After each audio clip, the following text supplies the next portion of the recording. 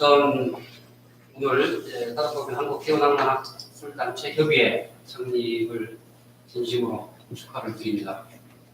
오늘 창립을 하고 오늘 첫 공동 커플 대회를 개최하는 데까지 우리 한종일 협의회장님을 비롯해서 이승태원 여러 교수님도 수고하신 걸 가지고 있습니다. 그런 말씀 드리고요. 오늘 이 자리에 계신 많은 교수님들 그리고 이제 오후 세션에 발표하실 이 쟁쟁한 교수님들 생각하는데 제가 저장을 하라 그래서 저는 처음에 고사를 했습니다. 제가 할 자신은 아닌 것 같은데 그래도 이번 이제 협의회 출범에 나름 관여가 돼 있으니 책임지라는 우리 태훈 교수님 강압에 어디겨 제가 이 자리에 앉아 있습니다. 저로서는 대단히 뜻깊게 생각을 하고요. 오늘 오후 세션은 이렇게 진행을 해볼까 합니다. 지금 학회를 대표해서 지금 배포된 프로그램에는 6분의 회장님, 고문님, 부회장님이 이렇게 말씀을 주시는 걸로 이제 돼 있는데 한국무역통상학회 이재득 회장님께서 참석을 하셨습니다. 그래서 우리 이재득 회장님께도 말씀을 좀 주도록 하겠습니다. 그래서 그 다음에 이제 한국해양대 김성준 교수님, 동명대 우정문 교수님께까지 말씀을 드리는 걸로 하는데 9분이 말씀을 하시는데 저희들 토탈 주어진 시간이 한 90분 정도 되는 것 같습니다. 그래서 말씀 듣고 혹시 이제 다른 참석자분들 말씀 주실 분들 좀 계실 수 있으니까 한 분당 한 7분 정도를 기본 시간으로 해보면 어떨까 싶습니다. 그래서 혹시 미진한 부분이 있으시면 끝부분에 한 3, 4분 정도 희망하시는 교수님들 말씀을 더 드릴 수 있는 기회를 주시는 것으로 하고 진행을 해볼까 합니다. 오늘 오후 세션은 저희가 이제 사전에 주최 측에 물론 이제 오늘 전체 주제가 포스트 코로나 대응 현황 산업의 새로운 역할과 과제이기 때문에 이 주제 범위 내에서 어떤 말씀도 좋겠습니다만 기왕이면 이제 오전에는 해운 쪽 얘기를 조금 말씀을 나누셨으니까 오후는 또 마침 제가 와 있기도 하니까 항만 쪽의 말씀을 조금 더 해주시면 어떨까 하는 이제 희망을 좀 가져봅니다. 그래서 제가 사전에 이제 코로나로 인한 글로벌 서플라이 체인의 변화 전망과 또 항만 측에서는 어떻게 대응을 해야 되는지, 그다음에 선박 대형화가 계속 지속되고 있는데 도대체 어디까지 갈 것이고, 그러면 그거에 대응해서 항만에서는 또 어떤 준비를 해야 되는지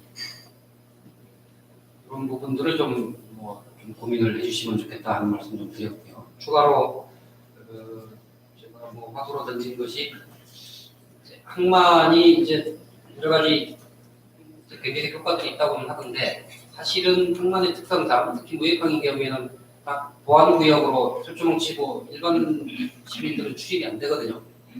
그래서 뭔가 저기가 있긴 한데 우리 생활에 자동차 가지고 위험되고 해서 불편한 존재이지 별로 내 생활에 그렇게 도움이 되는 존재는 아닌 것으로 비춰지는 부분이 있는 것도 사실입니다. 그래서 어떻게 하면 항만 건설 운영 단계에서 지역과 상생할 거냐, 지역 경제 활동, 소득 활동에 도움이 되도록 할 거냐 하는 부분도 저희들이 요새 좀 고민을 하고 있는 그런 주제 중에 하나가 되겠습니다.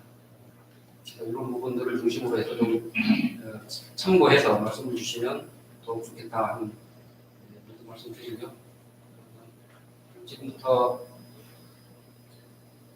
순서가 그냥 이게 제일 쉬운 방법은 이제 자료 있는 순서로 체크하는 게 좀 좋을 것 같습니다. 다만 우리 무역통상학회 이재 회장님께서는 우리 중재학회 하춘영 회장님 말씀 다음에 말씀 듣는 것으로 그렇게 진행을 해볼까 합니다. 그렇게 준비해 주시면 좋을 것 같고요. 그러면 처음으로 해운무역학회 정태원 회장님 말씀 주겠습니다. 네, 반갑습니다. 해운무역회 정태원 교수입니다.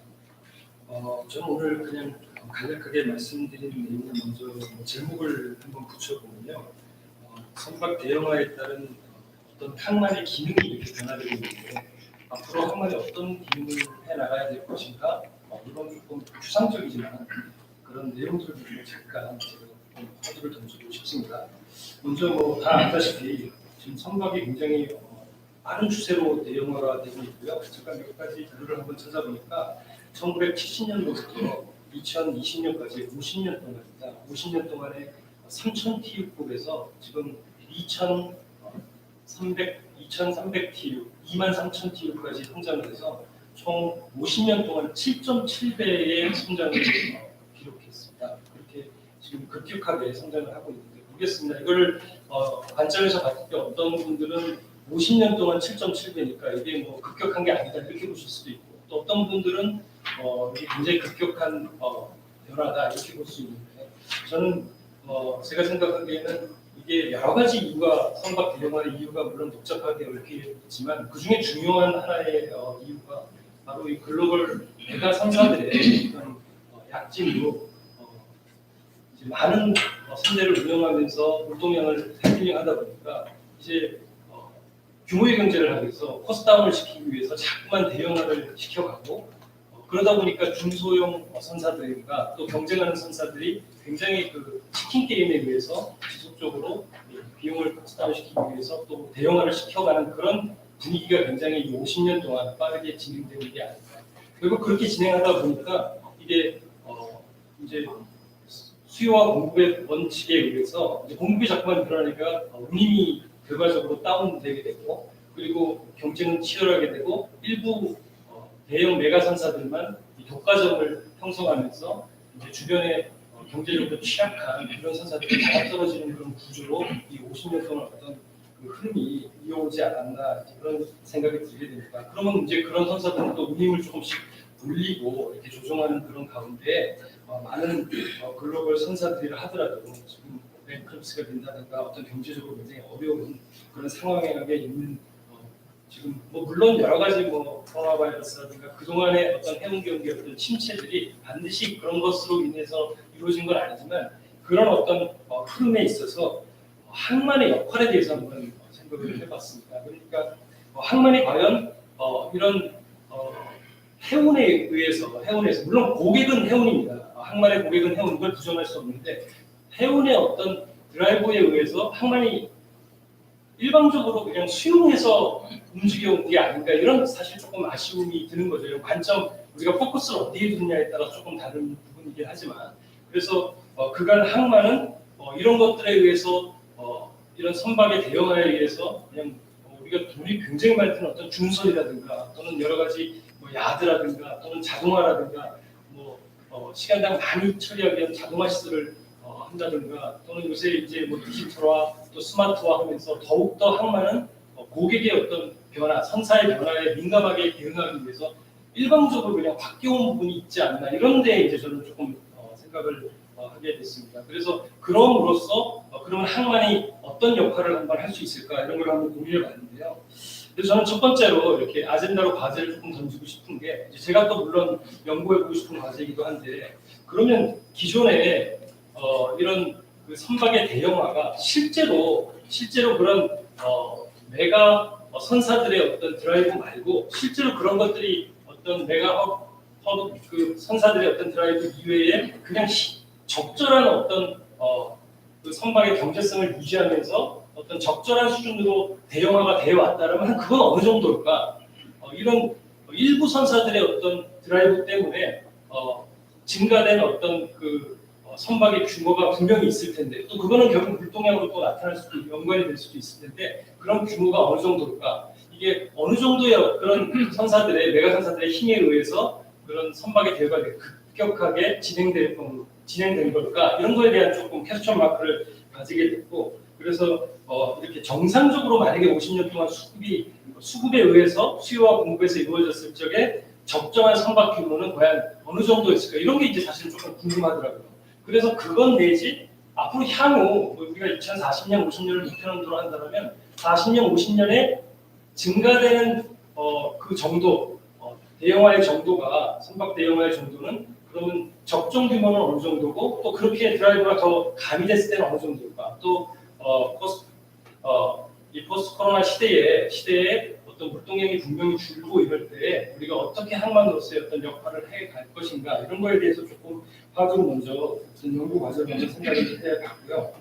그리고 만약에 항만에서 이제 주요 항만 뭐 싱가포르도 그렇고요, 또 중국도 그렇고 여러 항만들이 대형화 추세로 40년까지 굉장히 큰 규모의 이제 선설 개발이라든가 자동화 시스템이라든가 이런 것들을 하고 있는데 이게 과연 지금 포스트 코로나 시대와 우리가 자동화 디지털화 시대에 이게 과연 적절한 개발인가에 대해서 한번 저는 퀘스천 마크를 한번 던지고 싶습니다. 그래서 그렇다면 우리나라도 마찬가지고요. 포함돼서 지금 여러 가지 이 물동량이라든가 이런 것들이 향후에 이 포스트 코로나 시대에 절대적으로 우리가 가졌던 그 기대치, 어떤 기대치에 비해서 이제 조금씩 다 내려갈 텐데 이게 내려갔다가 조금씩 또 회복됐다 그러면 또 올라갔다가 이런 것들이 아마 반복되지 않을까라는 가정하에 우리가 그거를 가정했을 때 항만에 대한 향후에 미래에 대한 비전이나 계획들은 어떻게 가지고 갈까 이런 거에 대해서 한번 조금 우리가 같이 고민하고 연구의 주제가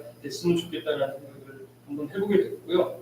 항만의 입장에서는 지금보다 좀 더 선사를 견제하기 위한 어떤 견제책이 조금 있었으면 좋겠다는 생각을 많이 해보게 됩니다. 그래서 이제 우리가 그걸 얼라이언스라고 얘기도 하고 주로 항만 간의 어떤 좀 협업이나 또는 얼라이언스나 협의체나 어떤 이런 거를 통해서 선사들을 견제할 수 있는 무조건적으로 자기네 어떤 이윤들을 창출하기 위해서 조금 물론 뭐 선사가 다 그렇다는 건 아니지만 그런 것들을 조금 견제할 수 있는 항만의 어떤 역할에 대해서 조금 협의체도 하고 그게 우리나라 내에서도 또 한중일 정도의 어떤 규모에서도 또 글로벌하게 그런 어떤 항만들의 협치가 조금 더 지금보다 활성화된다라면 항만의 미래 개발 계획도 같이 논의해서 한번 항만들끼리 터미널들끼리 논의해서 이게 적절한 개발인가 이런 거에 대해서 한번 생각해볼 필요성이 있다고 생각되고요. 또 마지막으로 하나는 터미널에 관련된 내용인데요. 그러면 터미널이 지금처럼 우리가 뭐 중국이나 뭐 우리나라도 포함되는데요. 뭐 싱가포르나 뭐 이런 나라들은 주로 사실 국가에서 많이 좌지우지하고 그거에 대한 어떤 생산성, 생산 효율성 그러면 그냥 시간당 몇 개를 처리하는 데만 우리가 많이 관심을 가져왔는데 실제로 그게 아니라 투자서부터 회수에 이르기까지 정말 터미널들이 그러면 그런 장기적인 플랜을 가지고 간 적에 이익을 창출해낼 수 있는 거 구조가 지금 그런 것들도 한번 조금 우리가 그런 것들이 많이 오픈이 안 됐는데 우리가 그런 내용들을 가지고 한번 조금 연구해보고 조금 관심을 가진다면 전체적으로 봤을 때 해운과 항만의 해운이 분명 고객이긴 하지만 항만의 입장에서의 그 역할, 기능 이런 것들도 앞으로 더 우리가 우리나라를 중심으로 해서 조금 적극적으로 해 나간다면 우리가 그걸 견제할 수 있어서 조금 해운 항만이 조금 공조하면서 조금 발전할 상생할 수 있지 않을까 그런 생각의 관점에서 제가 잠시 얘기를 드렸습니다. 감사합니다. 예, 고맙습니다. 살짝 오버하시는데요. 고생하신 걸 감안해서 좀 봐드렸습니다. 7분 참 짧죠. 금방 지나가니까 좀 잘 정리해서 주시면 좋을 것 같습니다. 다음은 국제상학회 전 회장님이시고 현재 동문으로 활동하고 계시는 한재필 교수님 말씀 여쭙겠습니다. 네, 안녕하십니까. 한국국제상학회 한재필 교수입니다. 우선 그 말씀드리기 전에 굉장히 어떻게 보면 우리 한국해운항만학술단체협의회라는 게 어떻게 보면 굉장히 좀 큰 태스크였는데도 우리 회장으로 계시는 우리 한재필 교수님 정말 리더십을 잘 발휘하셔서 이렇게 많은 학교들이 모여서 지금 코로나 바이러스 때문에 이렇게 좀 규모가 커지지 않았습니다만 일단 시작을 할 수 있게 해주신 거에 대해서 굉장히 노고를 치열해드리고 싶고요. 또 이렇게 도와주신 우리 해수부에서 또 감사의 뜻을 전해드리고 싶습니다. 저는 이제 사실은 어떤 얘기보다도 좀 직접 제가 좀 이걸 준비하면 나도 생각한 부분에 대해서 좀 말씀을 드리려고 합니다. 사실 뭐 여기 계신 분들 전부 다 마찬가지겠습니다만 지금 우리가 겪고 있는 이 코로나 사태라는 게 사실 저는 지금 느낌이 꿈꾸는 느낌입니다. 아니 어떻게 이렇게 갑자기 급박하게 상황이 바뀌었는지 또 사람들의 행동 양태가 바뀌었는지도 정말 인지하지 못할 정도로 굉장히 빠르게 바뀌고 있단 말이죠. 또 제 행동이 아직도 어떻게 바뀌었냐면요. 이제 집에서 외출을 하려고 그러면 옛날에는 제일 처음에 챙긴 게 핸드폰이었는데 지금은 마스크부터 챙깁니다. 그래서 가끔가다 제가 마스크는 챙겨두는데 핸드폰을 놓고 나오는 경우가 있어서 다시 들어가서 갖고 오는, 어떻게 보면 지금 많이 얘기 나오고 있는 new normal이 아주 이렇게 정착되고 있는 것 같은 느낌이 듭니다. 자, 제가 이 얘기를 왜 드리냐면요. 사실은 지금 아까 그 오전 세션에서 그 토론을 해주신 우리 하영석 교수님께서 말씀하셨습니다만, 이 코로나 사태라는 게 이번 한 번으로 끝나는 게 아니라 계속 올 수 있는 어떤 상황이다라고 하면 지금 우리가 겪고 있는 어떤 행동 변화가 그대로 굳혀질 가능성이 많다라는 거죠. 사실은 제가 의사분들한테 여쭤봤더니 감염 올까 하시는데 아실 때 물어봤더니 그러면 우리 인류의 역사상 이렇게 그 바이러스가 처음으로 떠질 거 없느냐. 옛날에도 많이 있었는데도 불구하고 이렇게 팬데믹으로 안 간 건 그때는 글로벌화가 되기 전이었기 때문에 사람들의 이동이나 물자 이동들이 적었기 때문에 이렇게 어떤 팬데믹이 오지 않았다라고 얘기를 하는 상황이었습니다. 그렇다면 앞으로 계속 이런 그 일이 발생되고 또 지금 글로벌화라고 해서 사람과 어떤 물자 이동이 자유롭게 이동하는 거가 이런 걸 위반했다라고 한다면 제가 핸드폰보다 마스크를 먼저 챙기는 것처럼 가장 기본이 되는 어떤 그런 물동량이나 또 사람의 이동 같은 게 좀 줄 수밖에 없지 않느냐라는 생각을 좀 했습니다. 우리가 그 경험하겠습니다. 우리는 굉장히 조그만 나라에서 또 대구에서 그렇게 난리를 치니까 사실 대구에 안 가고 나오지도 않으셨거든요. 자, 그렇다고 한다면 지금 이 상황이 계속하고 또 이게 끝나고 나면 또 새로운 상황이 나온다라고 한다면 당연히 우리가 생각하고 있는 건 물동량이 줄 수밖에 없다라는 생각을 좀 하고 있습니다. 그래서 물동량이 줄고 있는 상황에서 아까 우리 제 앞전에 우리 회장님께서 말씀해 주셨습니다만 선박의 대형화가 이루어지고 있다. 어떻게 보면 조금 이렇게 시대 상황에 맞지 않느냐라는 생각을 좀 해봤고요. 물론 뭐 아니면 도로 가서 그 큰 거를 움직이기도 하고 보통 나오시는 게 필로소는 베이스로 가고 또 중간에 사라지는 경우가 생길 수도 있겠습니다만 과연 또 그렇게 움직일 것이라는 생각을 좀 해봤습니다. 자, 그리고 또 이제 항만과 관련해서 이제 어떤 생각을 했냐면요. 지금 여러분 다 아시겠습니다만 우리가 이 항만이나 해운이라고 하는 건 어떤 그 무역의 화랑새가 생기고 어떤 물자들이 이동이 생길 때 당연히 가장 큰 몫을 하는 부분일 텐데요. 지금 보시면 그 물자들이 이동하는 여러 가지 이유 중에 하나 보시면 소비 시장이 큰데거나 아니면 물자를 그죠?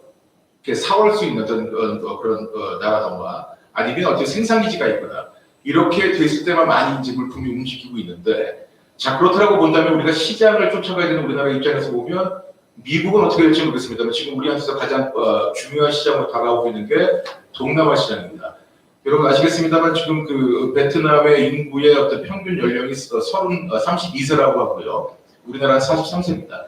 근데 20년 뒤에 그럼 베트남은 몇 살로 될 거냐 했더니 걔네들은 31세로 된다고 하더라고요. 그렇게 많이 아이들을 낳는다는 얘기죠. 그러면 그 젊은 나라에서 볼 수 있는 일하는 사람들이 누릴 수 있는 소비 형태가 굉장히 많은 물자를 흡수할 수 있는 나라가 아니겠느냐.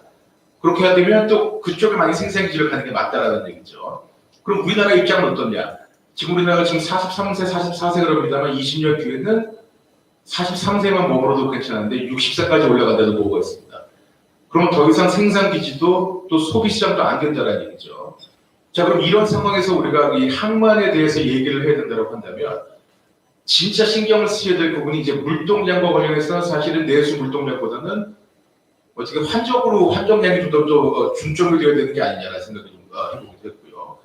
또 하나 지금 항만들 보시면 여러 가지 이제 그 기본의 업무 외에 또 이제 국가에 보여줄 게 안전, 환경 이런 부분이 굉장히 컸단 말이죠. 근데 그거에 대해서 지금은 굉장히 심각하게 다가오는 문제가 이제 방역일 겁니다. 왜냐하면 아까 그 한준일 협의장님도 말씀하셨습니다만 수입한 해산물에 코로나 바이러스가 묻어왔더라. 이거는 굉장히 대재앙이 될 수 있겠고 사람들의 소비심을 위축시킬 수 있다라는 겁니다. 자, 그렇다라고 하면 이 방역을 어떻게 해야 되느냐라고 하는 부분에 있어서 이제 누가 이걸 리딩을 해갈 것이냐라고 하는 부분이 또 얘기가 나올 수 있겠습니다만 지금 항만에서는 그걸 반드시 준비를 하고 있어야 된다고 생각을 합니다. 여기 해사법 회장님도 계시고서 아시겠습니다만 보통 화주가 그러니까 선사한테 화물을 부탁할 때 꼭 지켜야 될 의무 중에 하나가 위험물을 선적하지 말아야 되는 의무가 있습니다. 그게 보시면 우리가 헤이그 미술 구축부터 우리가 쓰고 있는 일반 약관 같은 것도 누발토드폼이든 발티게든 다 들어가 있는 얘기인데 그게 어떤 피지컬한 데인저뿐만 아니라 그 선사로 하여금 그 선박이 어떤 그 운항을 하는데 지원을 주는, 그러면서 피해를 유발할 수 있는 모든 화물을 우리가 데인저러스 굿이라고 얘기를 하고 있습니다. 그래서 가장 대표적인 그 판례가 뭐가 있냐면 사탕수수를 남에서 들어오는데 그때 해충 중에 하나인 카프라 비틀이라고 하는 알이 묻어있던 걸 발견이 돼서 공해상에서 전량 폐기했던 적이 있다는 얘기죠. 자, 이게 무슨 얘기냐고 한다면 지금 코로나 바이러스라는 거 눈에 보이지도 않는 겁니다만 그게 지금 이동하고 있는 화물에 묻어있더라라고 하면 거 반드시 전부 다 전량 폐기해야 되는 거가 될 겁니다. 그럼 그 부분을 또 누가 체결할 거냐? 선사와 화주의 문제냐? 사실은 이 부분을 또 항만에서도 책임지고 당연히 공해상에서 그걸 검사하고 이렇게 되어 있지 않느냐는 얘기입니다. 그래서 무슨 얘기냐면 앞으로 항만이 되는 건 굉장히 신속하고 빠른 것으로서 효율성을 갖고 오는 모습을 하는데 지금은 마치 우리가 골프도 칠 때 골프 안 치시면 죄송합니다만 스피드 빨리 해가지고 멀리 뭐 제대로 가지고 한번 뭐 멀리 나가는 게 중요한 게 아니라 스윙 스피드 천천히 해서 안정적으로 가는 그런 어떤 속도의 완급이 필요할 것 같다는 생각이 좀 났습니다. 그래서 그쪽으로 뭔가 정확하게 어떤 좀 그 국내에서 안정을 줄 수 있고 그리고 절대 방역이 항만을 통해서 뚫리지 않았다는 느낌을 보는 어떤 역할을 취하셔야 하는 방향으로 가지 않을까라는 생각을 말씀드리면서 제 얘기는 이렇게 가능하도록 하겠습니다. 감사합니다. 예, 대단히 감사합니다. 정확하게 지켜주셨습니다. 다음은 해사법학회 학회장님 맡고 계신 우리 이우철 부총장님 말씀해 주겠습니다. 예, 한국해사법학회 이윤철입니다. 다른 학회도 많이 있는데 이 본부가 대부분 서울에 있더라고요. 간단하게 소개하면 저는 이제 부산에 본부가 있는 한국해사법학회고 나온 김에 저는 5분 이내에 끝내는 조건으로 한 30초만 홍보를 하겠습니다. 그 한국해사법학회는 그 해양 그리고 바다 관련의 법 중에서 이제 공법과 사법을 전부 이렇게 하고 있습니다. 지금 현재 한 비중은 한 70대 30 해가지고 공법이 이제 더 많은 비중을 차지하고 있고 특히 이제 바다 해양선부 관련해서는 이제 ILO 기타 관련 기구의 국제 협약의 대부분은 사실 공법이 대부분 차지하고 있고요. 이와 관련해서 국내 이행 입법인 해사법규, 그다음에 이제 사법 또 해상보험법을 포함해서 일부 이렇게 다루고 있는 그런 학회입니다. 등재 학회를 오랫동안 유지하고 있고요. 1년에 3차례 그 책자를 발행을 하고 있습니다. 이제 오늘 그 해운 항만 산업의 새로운 역할과 과제라는 주제입니다. 그런데 해운과 항만이 다 있다 보니까 굉장히 사실 범위가 넓습니다. 해운 하게 되면은 아시겠지만 선원, 선박, 화물을 다 이제 포괄하는 그런 의미가 있고, 그다음에 항만이 거기에 이제 추가가 된 것이죠. 거기에 이제 양쪽 다 공통된 오버랩된 나머지 물류가 해가지고 해운 물류와 항만 물류 이렇게 할 수 있는데, 그래서 이제 저희 그 한국해사법학회가 과연 이 그 학술 단체 협의회에 어떻게 기여할 수 있는가 해가지고 주로 이제 해운 경영, 물류, 항만 이 분야의 학회인데 우리 한종길 회장님께서 해사법 한번 같이 참여하면 좋겠다 해가지고 경산호위 같이 위원장님도 저는 위원입니다. 그래서 기꺼이 개인적으로 또 선배님을 해서 참여하겠습니다 해가지고 제가 조금 이제 생뚱맞게 법을 하는 학회가 되어 있습니다. 오늘 그 사실 코로나 해가지고 발표하시는 제목이나 내용 보니까 이제 포스트 코로나 이렇게 했는데 여러분 많이 언론에서 들으셨겠지만 포스트 코로나는 더 이상 없다는 말까지 아주 들려오는 심각한 상황입니다. 그래서 지금 이제 많은 사람들이 위드 코로나다 이렇게 얘기하는 게 우리 맞지 않느냐. 심지어는 이 코로나 가기 전에 또 다른 더 무서운 코로나가 또 올 수도 있다. 그래서 더블 코로나, 트리플 코로나까지도 생각을 하고서 우리가 이제 대응을 해야 되지 않느냐 하는 얘기들을 많은 언론이라든지 전문가 분석에 의해서 나오고 있습니다. 그래서 우리도 아까 그 해양서 구청장님이 말씀하신 것처럼 머스크가 이 어려운 난국에 30% 이상의 그 화물을 더 확보했다. 이게 굉장히 우리가 계산해드릴 필요가 있지 않는가. 아까 이제 그 김윤석 국장이 발표하신 거 보면 국내 물동량이 2, 4분기부터는 굉장히 이제 급격하게 이제 하락하고 있더라고요. 그래서 우리가 그건 바로 뭐냐? 우리 회원 플랫폼, 빅데이터를 구축을 해서 머스크가 대처를 하고 있다는 점은 우리가 정말 유념해야 돼. 그리고 꼭 우리가 정말 우리 검토를 깊이 해가지고 우리가 제일 중요한 거는 과거에는 선박이 있으면은 슈퍼갑이었지 않습니까? 지금 정말 슈퍼갑은 화물이 있으면 슈퍼갑이 절대 갑이죠 현재. 그래서 화물이 없으면은 우리 움직일 수 없는 해운입니다 사실. 그래서 이제 화물 확보에 우리가 집중해야 되는 그런 상황입니다. 자 그러면 저희 그 한국 회사 법학이 그럼 회사법적으로 이 단체에 뭔가 어떤 점 좀 기여를 할 수 있는가 하는 것을 제가 생각을 좀 해봤습니다. 아주 가까이에는 보니까 이제 우리 부산 감천항에 보면은 러시아 선박들이 자주 옵니다. 특히 그 굉장히 그 선박들이 굉장히 열악하고 노후화되고 해가지고 안전뿐만 아니라 위생 관리가 잘 안 되고 있습니다. 관리가 안 되고 심지어는 그 코로나 확진자가 또 많이 발생을 하고 있지 않습니까? 그런 문제가 아시겠지만은 전부 IMO 협약과 관련되어 있습니다. 파리 협약에 의해서 해상교통 간소화 협약에 의해서 CIQ라 해서 이제 그 출입국 클리어런스 하는 것이죠. 그래서 이제 관세법, 검역법, 출입국관리법 아시겠지만 전부 이제 기재부, 복지부, 법무부 소관법입니다. 근데 마치 선박에서 발생하니까 그냥 상부해 소관처럼 해가지고 책임 소재를 다 해수부 쪽으로 이제 몰아가고 있는. 우리 국민도 그렇게 알고 있어요 세상에. 근데 공항에는 그렇지 않다는 걸 알고 계시죠. 공항에는 보니까 이제 이 복지부, 질본 이쪽으로 이제 그 관련 부서라고 생각하고 있는데 여기에는 이제 우리 해수와 관련 없음에도 불구하고 책임 문제는 해수부다 이렇게 지금 돼 있는데 그건 분명히 다른 것입니다.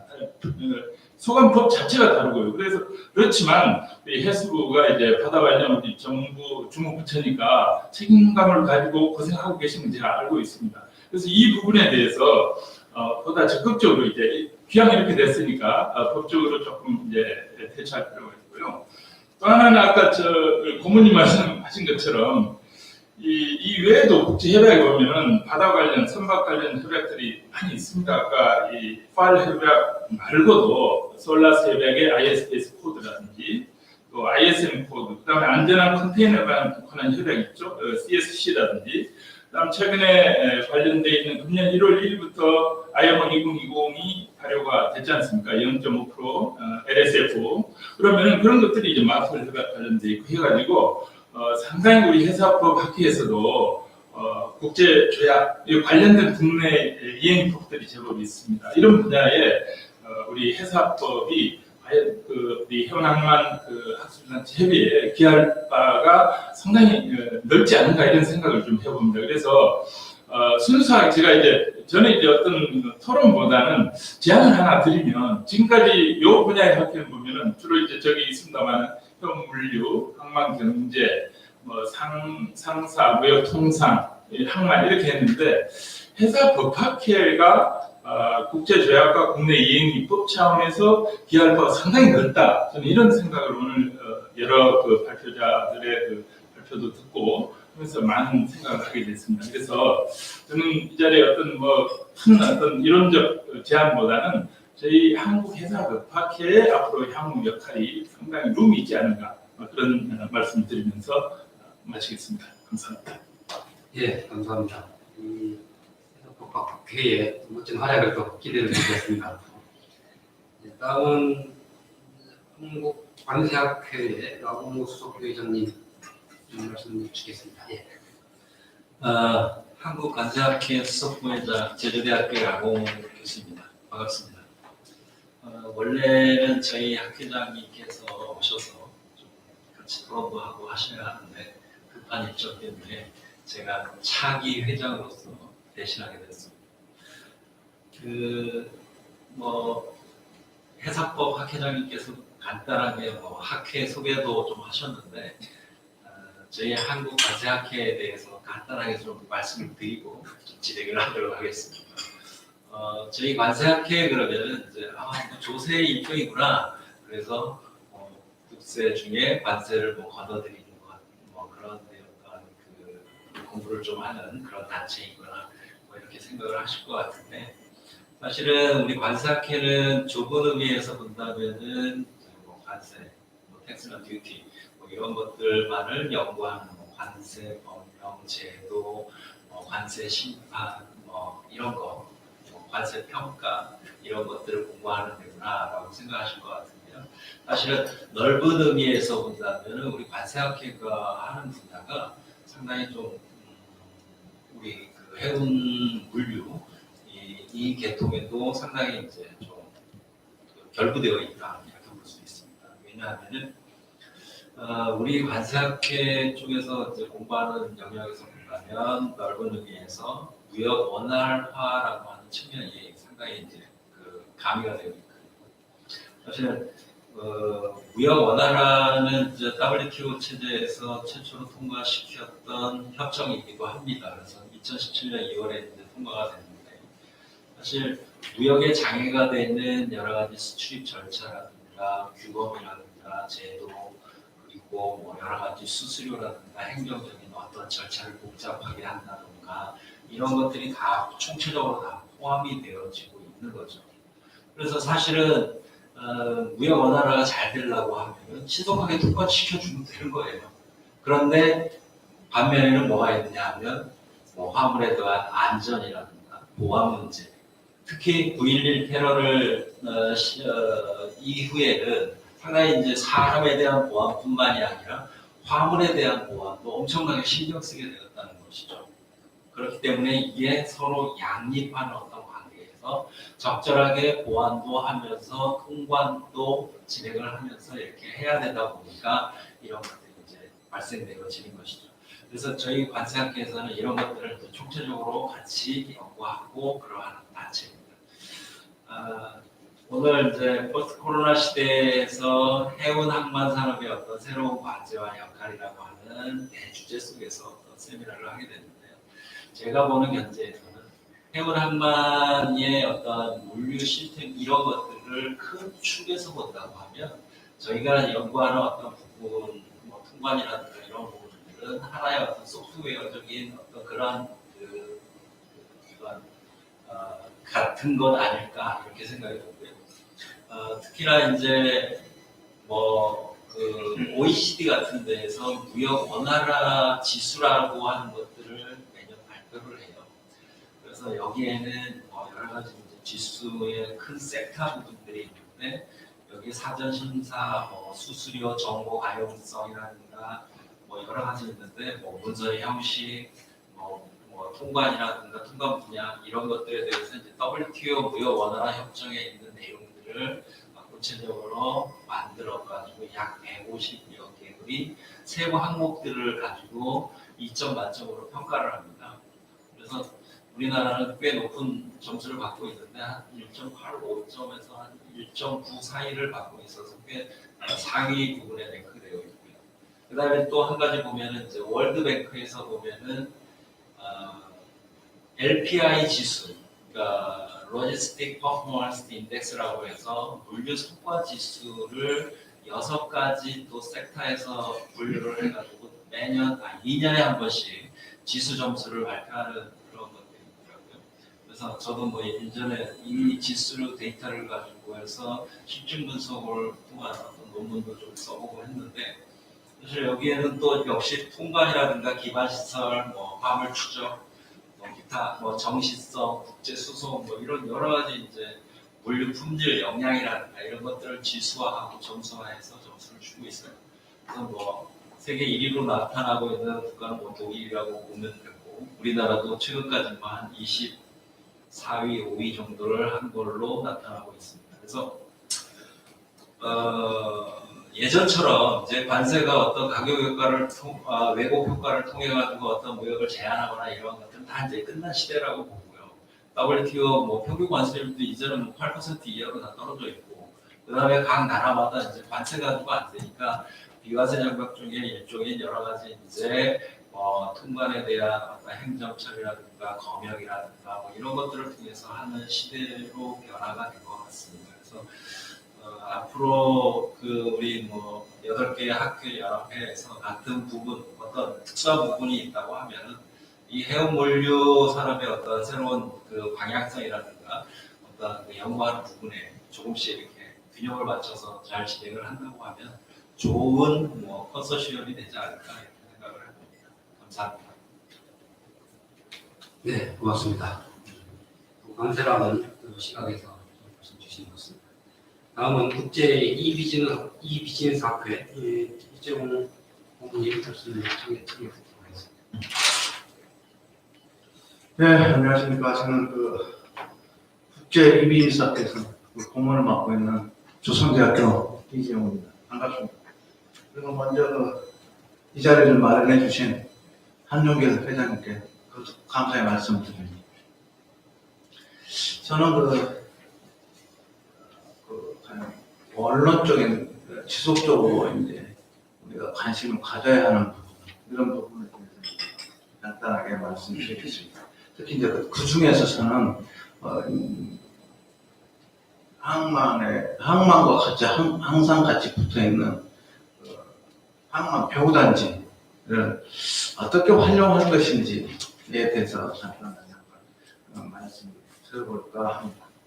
네, 그러니까 보통 항만 배후단지를 보시면 특히 이제 그 지역도 보통 자유무역 지역으로 지정이 되어서 활용을 하고 있습니다. 그런데 이제 예를 들면 부산이라든지 인천이라든지 이제 광양이라든지 큰 항만들은 어느 정도 활발히 활용이 되고 있지만 기타 예를 들면 익산은 예를 들면 수출 자유무역 지역에서 이제 안 돼가지고 탈락해가지고 지금 자유무역 지역 안으로 조금 축소돼가지고 들어오긴 했는데 군산도 마찬가지로 새만금하고 이런 부분들이 언제 자유무역 지역으로 개발이 돼 있지만 어느 정도 활성화될지 아직도 영원한 상태고 대구라든지 동해도 마찬가지. 이런 거를 어떻게 활용할 것인가에 대해서 우리가 논의해봤을 때 그것이 바로 이제 항만 발전하고 연결되지 않을까 이렇게 한번 생각해 봅니다. 그래서 우리나라는 예를 들면 자원이 부족하고 수입을 통해서 이제 원료를 수입을 통해서 수출을 제조 가공을 통해서 이제 수출을 해서 우리가 먹고 사는 어떤 국가이기 때문에 그런 부분이 상당히 중요한 부분을 차지하고 있습니다. 그리고 가면 갈수록 이제 소량 작품종 교역이 많아지고 항공 운송이 또 많아지면 아무래도 이제 항만도 이제 축소되는 어떤 현상이 발생하죠. 그리고 또 공산품을 표준화되고 경량화되고 또 스몰 사이즈화 되다 보니까 또한 제조 가공 산업이 점차적으로 서비스 산업으로 이동하다 보니까 그런 부분들이 줄어들면 국제 경쟁력이라고 어떤 항만 어떤 발전에도 어떤 영향이 미치다, 좋지 않은 영향을 미치지 않을까. 그래서 이 항만 배후단지를 어떻게 운영할 것인지, 이것에 어떻게 활용을 해서 예를 들면 항만도 같이 연결시키고 유통력 만들 것인지, 그리고 항만 어떤 산업을 발전시킬 것인지, 이런 것에 대해서 이제 한번 좀 간단하게 한번 정리를 해봤습니다. 그래서 저는 이제 항만에 대한 우리나라는 원료라든지 부품, 원료가 수입을 많이 해서 이걸 제조, 가공해서 수출하기 때문에 각 항만별로 그런 어떤 원료라든지 그걸 수입을 해서 그걸 가지고 고급 부품 소재화를 해야 된다. 그래서 세계의 그 부품 소재 제품에 우리나라가 공급원이 돼야 된다. 그러니까 이전에 일본이 그런 역할을 했었습니다. 그래서 일본은 예를 들면 우리나라가 수출을 많이 하면 일본은 그만큼 국제 수지가 좋아졌다는 거죠. 그래서 우리나라는 이제 그 역할을 세계의 부품 소재, 고급 부품 소재를 개발해서 이거를 공급원이 돼야 된다. 그걸 어디서 해야 되냐? 그거를 각각의 항만 배후단지에서 가져와다가 거기서 제조 가공을 해서 예를 들면 해외에 바로 수출하는 이런 형태로 갔을 때 이제 그 배우단지도 그 활성화되고 항만도 개발되는 이런 특히 예를 들면 우리 공물이라든지 광물, 원목, 축산 이런 어떤 전체적인 어떤 이 부품들에 대해서 부품 소재를 고급화시키자 첨단 제조 어떤 제품들을 만들면서 고급화의 제품을 배우단지 즉 다시 말하면 자유무역 지역에서 그 역할을 해서 통관을 신속하게 할 수 있게끔 그래서 어떤 뭐냐면 수요국에서 이걸 빨리 물건을 받을 수 있게끔 그런 어떤 체제를 유지함으로써 예를 들면 즉 다시 말하면 그 수요국의 요구에 빨리 대응할 수 있는 이런 체제를 만들기 위해서는 항만 배후단지를 개발을 통해서 해야 된다. 그러기 위해서는 이제 우리나라가 해외 진출해 있는 투자 기업들과 국내에 있는 제조 가공 기업과의 제품을 완제품을 만들 수 있는 부품을 공급원으로서 국내에서 해외 투자 기업과 해외 기업들에게 할 수 있는 국제적인 글로벌 SCM을 구축해야 된다. 그러기 위해서는 예를 들면 스마트 수요, 스마트 제조, 스마트 물류, 스마트 수출을 통해서 예를 들면 항만 배후단지에서 그 역할을 해주면 그만큼 수입국으로에서도 그만큼 물건을 빨리 공급받을 때문에 그만큼 유리하고 또한 우리나라의 그런 항만 배후단지를 통해서 어떤 고용과 항만 배후단지의 활성화 그리고 항만의 물동량 증가 그리고 그럼으로써 이제 수출입이 증대하는 이런 현상까지 전반적으로 어떤 시너지 효과가 나타나지 않을까.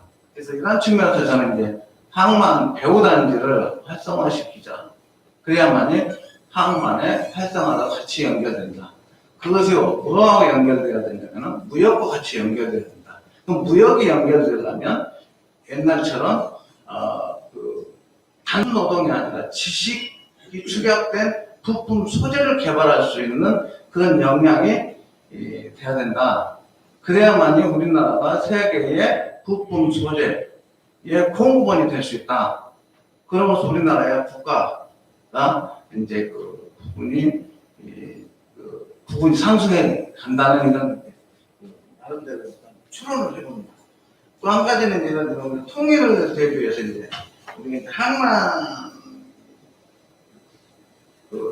오셨으니까 이제 우리가 이제 통일에 있어서는 이제 항만과 도로하고 철도하고 공항 여러 가지 어떤 분야가 존재를 하고 있는데 물론 이제 하겠지만 이제 이런 부분들에서는 물건의 이동과 육로를 통해서 예를 들면 중국과 러시아를 이동해 가는데 이제 도로 철도를 이용해서 또 항만을 이용해서 이제 수출 물동량이 이동해서 하기 때문에 이 부분에서는 해양수산부와 산업자원부와 기획재정부와 통일부와 국토교통부 이런 부분들이 연계돼서 예를 들면 이런 것들이 어떤 수출 물동량, 물품의 이동의 원활에 관련된 이러한 것들이 어느 정도 구축되고 있는지는 저는 자세히는 모르겠어요. 그 부분에 대해서도 이제 한번 이런 부분을 담당하시는 정부 국장님께서 한번 말씀해 주시면 한번 참조해 보겠습니다. 감사합니다. 예, 고맙습니다. 그 항만 배후단지 말씀 주셨는데 저희들 숙제 중에 하나이기도 합니다. 저희 항만국에서는 주로 항만 배후단지 건설하는 쪽에 관여를 하고 이제 건설돼서 운영은 오전에 오셨던 김민석 부장님 계시는데 우리 국에서 같이 이제 하는데 여러 가지 고민들이 있어요. 나중에 제가 좀 말씀드리기로 하고 다음은 이어서 한국중지학회 하충용 회장님 말씀 드리겠습니다. 예, 저는 한국중지학회 하충용 회장입니다. 사실은 저는 좀 이제 늦게 이 협회가 생긴다는 소식을 접하고 어떻게 보면 막차를 탔는지 하는 그런 느낌이 우선 이 협의회를 만드신다고 계속하신 관계자 여러분 감사드리고 그다음에 이제 특히 해양수산부에서도 이렇게 관심을 가지고 우리나라의 그 중요한 무역 인프라인 그 항만 해운 관련해서 어떤 그 인프라를 구축하기 위한 또 원활화시키기 위한 그런 노력을 해주시는 데서 굉장히 감사하게 생각합니다. 제가 이렇게 지금 이제 행사 일정과 관련된 이 브로셔를 보니까 여러 일곱 여덟 개 정도 학회에서 참여하고 있습니다. 이전 학회장님들 말씀하시는 거, 그다음에 이제 발표 예전에 오전 세션에 발표하신 분들 하고 해서 잘 듣고 사실 저는 항만물류라고 하는 그런 그 이론적인 부분, 전략적인 부분에 대해서는 제가 그다지 많은 연구를 하지 않기 때문에 거기에 대한 정책적 지원 이런 것은 제가 드릴 입장은 아닌 것 같고 다만 이제 이 키문 큰 틀에서 저희 중재학회가 이 협의 단체에서 어떠한 역할을 할 수 있는지에 대한 그런 방향 제시와 또 우리나라의 전체 산업의 틀에서 항만물류가 어떤 위치를 차지하고 있는지, 그다음에 이런 해상 운송, 해운과 항만물류가 어떤 위치를 차지하고 있는지 한번 큰 그림을 한번 제시함으로써 제 의견을 올리고자 합니다. 사실은 이제 이 항만물류 해운이라고 하는 그 이슈가 생기게 된 것이 아까 어떤 발표로 또 토론 제안하신 학회장님의 말씀 중에서 있었듯이 이 무역이 없으면 사실 항만이라고 하든지 이런 그 해운이라고 하는 이런 개념 자체가 없지 않아 뭐 필요가 없지 않을까라는 그런 것이 이제 제 어떤 학문적 뭐 이렇게 연구와 어떤 가르치는 과정에서 느껴왔던 그런 생각입니다. 무역이 있음으로써 우리나라의 항구가 필요하고 또 무역이 있음으로써 그 물동량을 옮기기 위한 수단으로서 해군이 필요하다라고 하는 그런 관점에서 저는 이 그런 큰 틀에서 이런 해상 운송, 그다음에 항만 인프라 여기서 보고 싶습니다. 사실 무역이라고 하는 것은 그 기본 프로세스상에서는 또 첫 번째 단계는 해외 시장을 어떻게 개척하느냐, 이 상품을 어떻게 구매할 바이어를 찾아내는가 하는 것이 가장 첫 번째 끼워지는 단추이자 가장 중요한 단추가 되겠습니다. 근데 그 다음부터는 이제 그런 바이어가 찾아지고 또 셀러가 찾아지게 되면은 그 다음부터는 사실상 어떤 그 실행해 나가는 그런 실행의 단계가 나게 됩니다. 그리고 실행의 단계에서 나게 되는 어떤 무역화가 있던 큰 성격상의 그 요소를 본다면 결국 계약을 어떻게 할 것인가, 당사자 간의 계약의 문제, 그리고 그 계약을 체결하고 나서 또 계약의 목적물들을 어떻게 운송해주고 어떻게 잘 안전하게 전달받는가 하는 문제. 이것이 다가 아니고 이런 목적물이 전달되고 나면 결국 거기에 대한 반대국으로서 대면 결제를 받아야 되는 이런 결제 문제. 이것이 완결될 때 우리는 무역의 한 사이클이 종결되었다 이렇게 이야기를 합니다. 이전에 이제 발표하신 교수님들, 학회장님들, 의견 주신 학회장님들 말씀들은 이러한 관점에서 무역의 사이클상에서 나타난 그런 전략적인 문제, 경영의 문제, 효율성의 문제 이런 것들을 잘 대변해 주셨다고 저는 이렇게 보고 있습니다. 저도 많은 것을 듣고 보고 배웠습니다.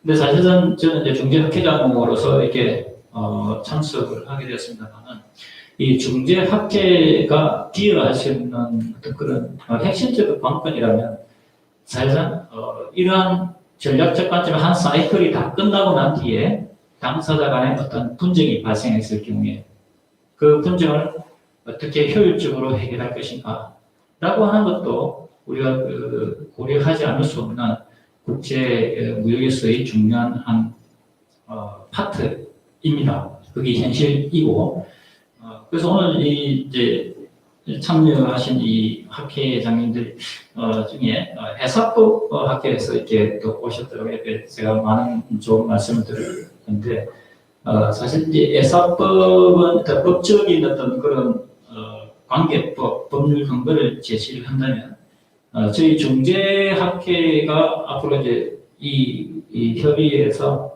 기여하고자 하는 바는 어떻게 그 법적 근거를 실제 분쟁에 적용시켜서 효율을 당사자 간에 더 빠른 시간 안에 효율적으로 또 서로 앙금 없이 어떤 그 효율적인 분쟁 행위를 이루어갈 수 있는 데 대한 어떤 그런 방법 이런 것들을 제공하고자 하는 것이 사실 중재학회에서 할 수 있는 부분이 아닐까라고 이렇게 생각이 됩니다.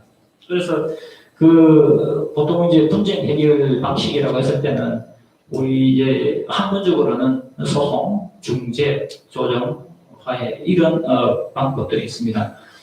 근데 이제 우리 중재학회는 그런 소송에서 하지 말고 소송에서 하면은 권한권의 문제라든지 아주 향후에 복잡한 문제들이 또 시간과 당사자의 감정의 문제 이런 것도 있으니까 더욱더 좋은 분위기 속에서 효율적으로 그 분쟁을 해결하자라고 해서 제시하는 것이 중재가 되겠습니다.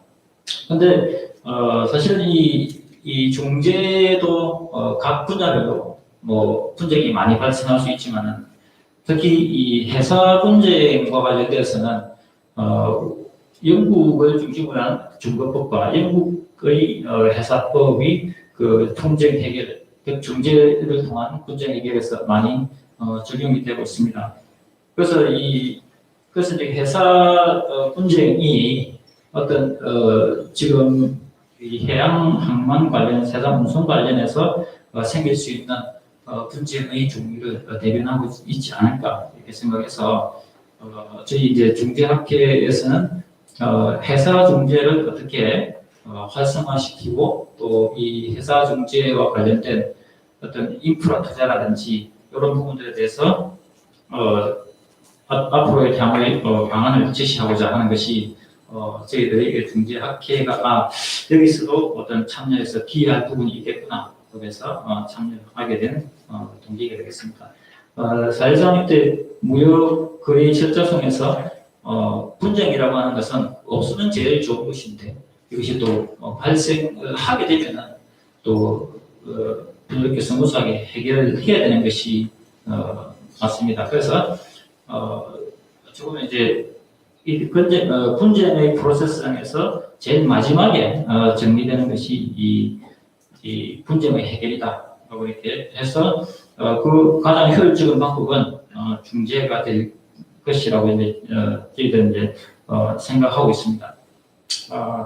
그래서 이제 부산 마무리 좀 부탁드리겠습니다. 네네. 그래서 이제 부산에서 이제 이 작년에 아태 회사 중재센터도 생기고 서울에서도 이렇게 회사 중재 협의 분쟁 협의회가 생겨서 이렇게 분쟁을 해결하기 위한 어떤 그런 노력을 하고 있는 것을 알고 있습니다.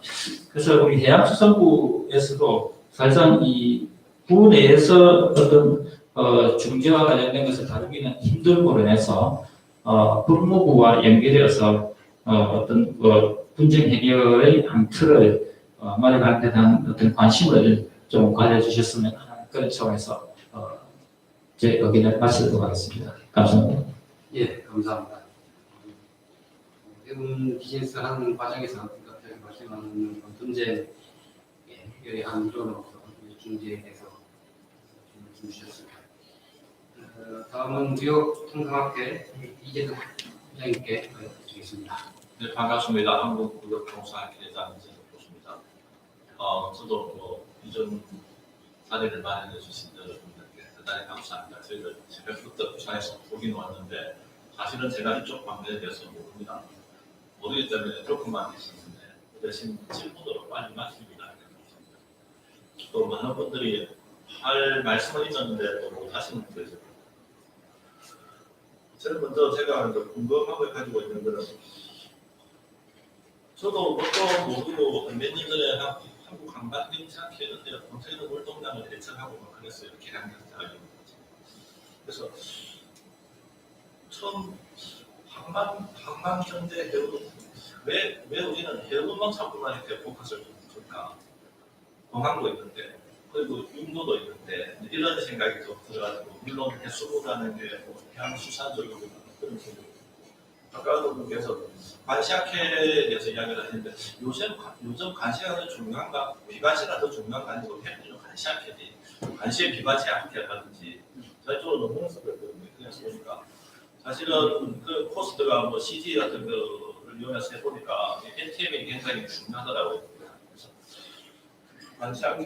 관시학회는 요즘 WTO 나오는데 관시가 거의 못 죽어갔는데 요즘 미중 문제 때문에 다시 좀 살아나는 것 같아요. 그래서 그런 부분을 좀 가지고 있고 그다음에 솔직히 말씀드리면 저희들이 이제 부산에 학교가 있다 보니까 저희 집이 해운대 쪽에 있는데 이 컨테이너나 이런 그 항만 관계 이런 거 보면 참 보기 싫어요. 왜냐하면 도로 환경도 안 좋아지고 그래서 생각하기에 미국을 보니까 미국은 또 해안이라든지 이런 데 개발을 별로 안 하더라고요. 우리나라 틈만 나면 개발해요. 부산 지금 역 앞에도 보면은 엄청나게 개발하고 있고 그다음에 뭐 오피 스텔 같은 것도 만들고 있고 그것도 부동산까지 두 개까지 합쳐져가지고 난리거든요. 그래서 왜 한국은 해운대도 그렇고 뭐 마린시티도 그렇고 부산연합도 그렇고 좀 시민들이 좀 즐길 수 있는 그런 거를 생각을 하지 않고 자꾸만 만들려고 할까 이런 생각을 합니다. 그래서 저보다 이 사실 컨테이너 차량 이런 걸 보면은 사람들이 행복해 하지는 않거든요. 저거 동네는 없고 남은 동네에 있으면서 또 돈을 벌고 싶고 좀 그런 것 같아요. 그래서 생각한 게 과연 우리가 항만을 개발하려는 이유가 무엇인가? 해운 물동량을 증가시키려는 이유가 무엇인가? 결국에는 행복 아니겠습니까? 그런 점에서 보면은 그 해운 항만 발전도 중요하지만 인간 행복과 같이 연계시켜가지고 좀 고려를 해서 좀 발전시켜주면 더 좋지 않을까 이런 생각을 했습니다. 마지막으로는 요즘 그 경작 같은 데 보면은 아까 물동량 추정하고 이게 굉장히 기술이 많이 개발됐거든요. 그래서 제가 한 번씩 이렇게 해운 항만 쪽으로 보면은 그런 건 별로 없더라고 보니까 그래서 관광 뭐 정책 방안 뭐 이런 거 있던데 그래서 저희들 경제학을 하는 사람들도 경영학을 하는 사람들도 뭔가 이렇게 해운 항만 물류 방향을 좀 더 가까워질 수 있는 서로 보완할 수 있는 부분이 있지 않을까 그렇게 생각을 해봤습니다. 이상으로 마치겠습니다. 감사합니다. 예,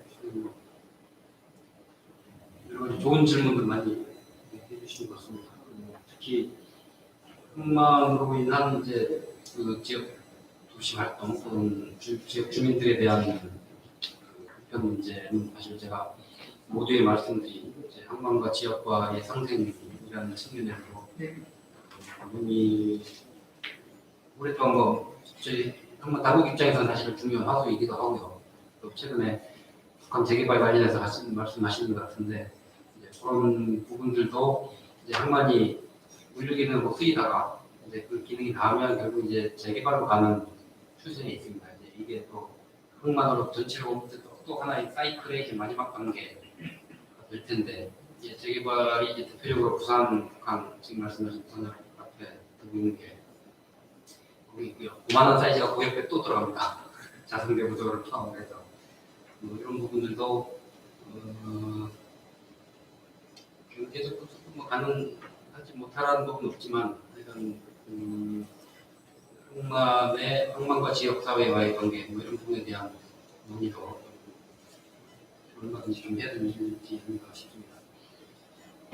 예, 학교 회장님들 말씀 다 들었고요. 이제 이 해양대 김성길 교수님 하고 인문대 은정근 교수님 말씀 차례로 들어가겠습니다. 김 교수님. 학교장님들이 오셔서 발언하는데 이제 아무 감투가 없는 사람이 이렇게 와서 말씀드리게 돼서 초대해 주신 분에 감사드리고요. 저는 지난 20년간을 돌아보면 해수부에서 이제 OECD 96년에 가입하고 99년에 이제 해운산업 육성법이 이제 대폭 완화된 형태로 개정된 이후에 사실 그 법은 있으나 실질적으로 해운 산업에 대한 종합적이고 체계적인 산업 정책이라는 것이 좀 부재하지 않았나 하는 생각을 해봅니다. 물론 중간에 턴세 제도라든지 이런 것이 이제 일부 대증적으로 업계 요청에 의해서 도입된 적이 있었고, 또 그런 것의 반영이 이제 2016년에 한진해운의 파산 사태로 결정된 것이 아닌가라는 생각을 해봅니다. 그래서 이제 부랴부랴 정부에서도 이제 2조 원의 정부 예산을 투입해서 지금 살리려고 하고 있는 상황인데, 오전에 발표한 것처럼 지금 해운 물류계에서는 현대 HM을 중심으로 한 이제 원양 컨테이너 선사를 어쨌든 육성하려고 하는 정책을 잡고 있고, 그 다음에 영근해 선사라고 할 수 있죠. 한일, 한중, 동남아 선사들도 지금 방향은 잡고 있지만 지금 이 자유화 시대에 이렇게 정책적으로 이끌어갈 수 있는 모멘텀이 없는 상황인 것 같습니다. 그런 상황에서 지금 백건이라고 할 수 있는 용선업하고 여기가 지금 굉장히 다 무너진 상태입니다. 한국 현재 용선 시장이 거의 이제 새롭게 들어선 새로운 그 전에 해운을 하지 않았던 SM을 인수한다든지 하림이 인수한 이런 데서는 거의 요즘은 이제 싱가포르 쪽 용선을 사용을 하다 보니까 한국 용선 시장이 거의 지금 붕괴 직전의 상태에 있습니다.